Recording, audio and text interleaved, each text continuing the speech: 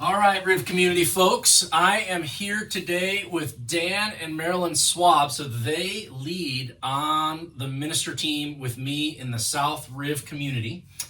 And the topic today that we're going to be talking about is things that we can be thinking about during weekend services to help grow disciples of Jesus Christ. That could be ourselves or the people around us. And the reason I asked Dan and Marilyn is because in the last probably 6 to 9 months, just one by one, I had 3, then 4, then 5 different interactions with people. And then sometime they would say, "Oh yeah, Dan and Marilyn, do you know them? They already invited me." Or, "Oh yeah, do you know Dan and Marilyn? I met them and they've already," and it was like, okay, they're doing something consistently that I would love for us to grow in as a church community. And so I asked them to be here. And the funny thing about it is they're both pretty introverted people, a little camera shy. This isn't like, hey, the kind of thing we're only asking like bubbly, like people to do.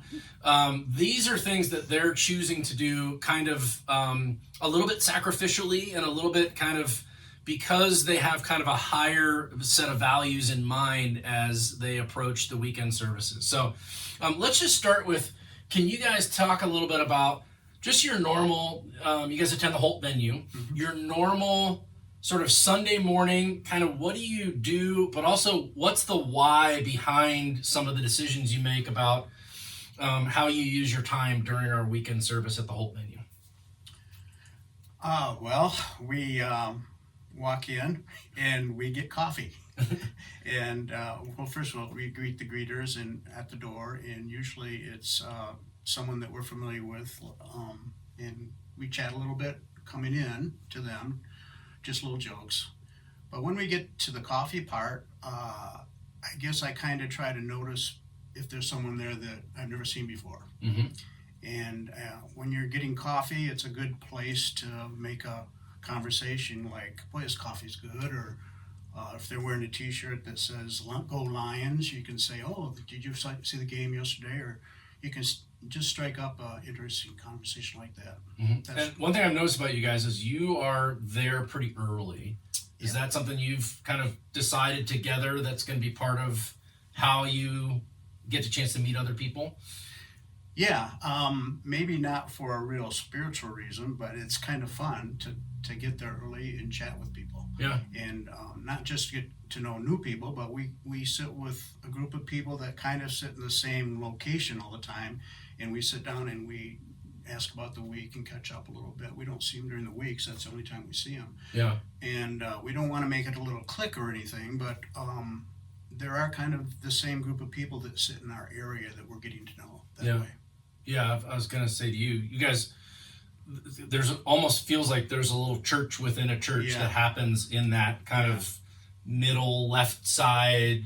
How have you seen that kind of develop? And well, we've our whole marriage pretty much been involved in small churches, and a small church culture is where you pretty much know everyone, at least recognize them, you can at least have an acquaintance with most everyone in the church. And when we came here 2018, we knew it was going to be different, and we knew we couldn't know everyone in the church, so we just began to reach out to the people that were around us. And we began to be friends with them and ask about their week, and the next week we would see them, or if we missed them for a few weeks, we'd notice and say something to them. So we just do what we can. We would love to know the whole church, but there's too many people, so we bit by bit do our part. And when there's someone that maybe we've met and then missed for a few weeks, we're pretty intentional to go welcome them back if we see them after a few weeks or a month or maybe a year. And so we ask about them. We want to know their week, and we want to remember things about them so the next week we can do follow-up. Yeah.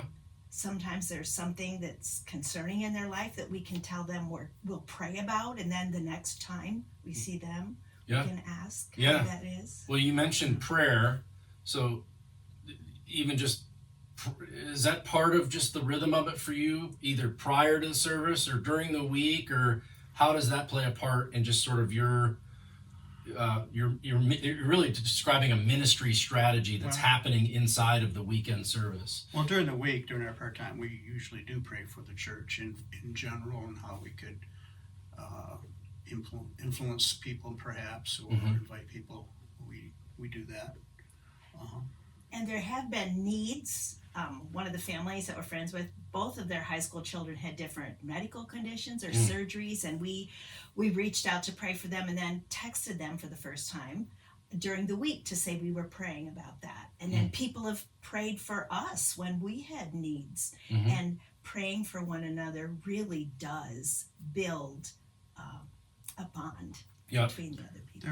There was a couple that came to church when we were first starting to sit in that location, and they sat behind us, an elderly couple. I'm not young myself, but he and his wife were quite old, and they had a daughter an adult daughter came with them, and then all of a sudden they stopped coming.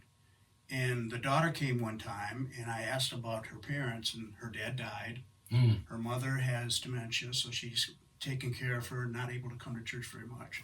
But every time she comes, she sits right behind us, and we're able to strike up a conversation with her. And there are times that we've promised to pray for her because she's got a hard life. Yeah. So just kind of paying attention to those situations is one specific thing that we try to do. Yeah, no, that's awesome.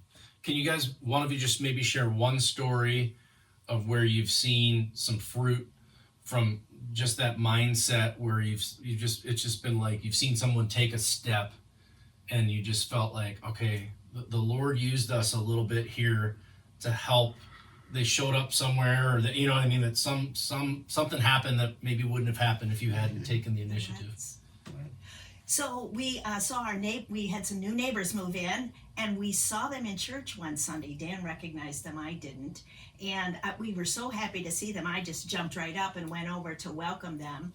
And I think perhaps I may have been a little bit too enthusiastic because we didn't see them for a while after that. And I began thinking, I shouldn't have been quite so overwhelmingly joyful to see them.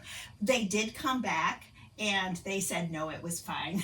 I didn't scare them away. But yes, and then they joined the church. And I just did a membership meeting with them a couple weeks ago. So it's just lovely to have them on our road and in our church. Yeah. You never know. They may have come anyway and joined the church without our involvement. But when I did the membership meeting with them, that was one of the couples. They were like, I asked them about Riv Community, and they said, well, yeah, do you know Dan and Marilyn? They invited us because they live right down the street. And it was That's like, interesting. of course, yes. So absolutely. Well, I appreciate you guys a ton.